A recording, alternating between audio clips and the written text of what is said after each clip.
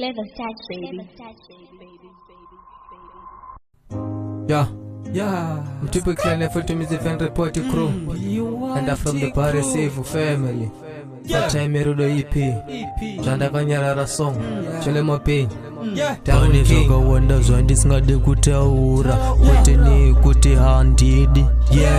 Asi nekuti ndinoremerwa. Mazvi ako notsanangura zvandinonzwa. Ndinosarudza silence ine meaning. Ndakadzidza kuti rudo harudi rusha. Runoda consistency.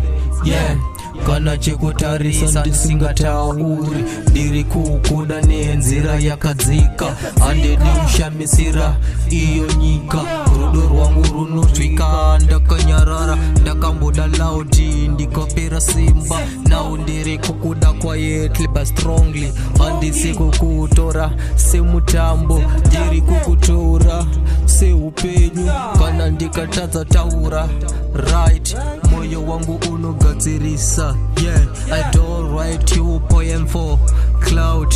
Ndiri kukunyora mumweya. Every step ndinoita neumfungwa. Rudo rwakanyarara iwo runoremwa. Kana nyika ikandi manikidza kutsanangura ndinosarudza kukuratidza. Love is not in speechless, it's in showing up. Ndakadzidza kuti munhu anokuda hadi spotlight kana ndiri kuneta. Chiri kukusarudza silent yangu haisi kurega. Kunyara kwangu ndiko kutaura. Ndiri murume ane manjiro sina packaging. Raw, honest, imperfect. Handina script ndiri kungorarama chokwadi. Kana ndikatadza kukusekesa ndichakuchengetedza. Kana ndikatadza kuba zvese ndichakupa moyo. Handisutsvaga applause. Rudo rwangu haruna costume. Gita inochema zvandisina kutaura. Strings inotaura pain yangu nerudo. Ndakadzidza kuti heartbreak inodzidzisa asi love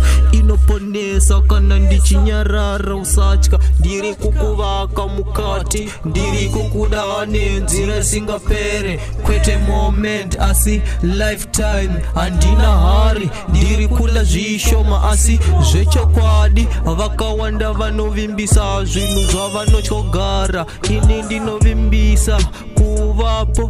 Kana zvinhu zvashata ndicharamba ndiri pano. Ndisi kukuda for highlights. Ndiri kukuda for hard times. Kana ndikatadza kutaura I love you. Zvito zvangu zvichazviraura. Consistency is my language. Ndiri pano nyangwe ndisingatauri. Ndirudzidza kukuda zviri nani mazuva ese. Kwete zvakanyanya asi zvakadzika.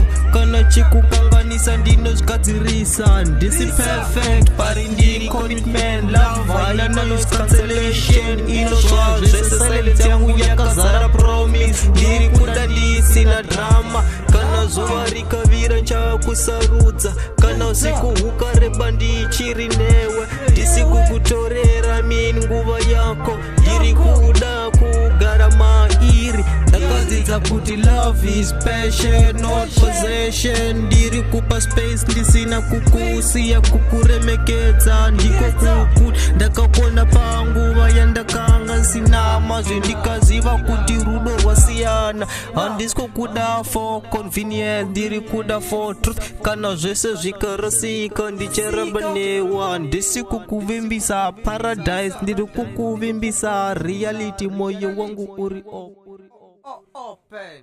Prodigal son.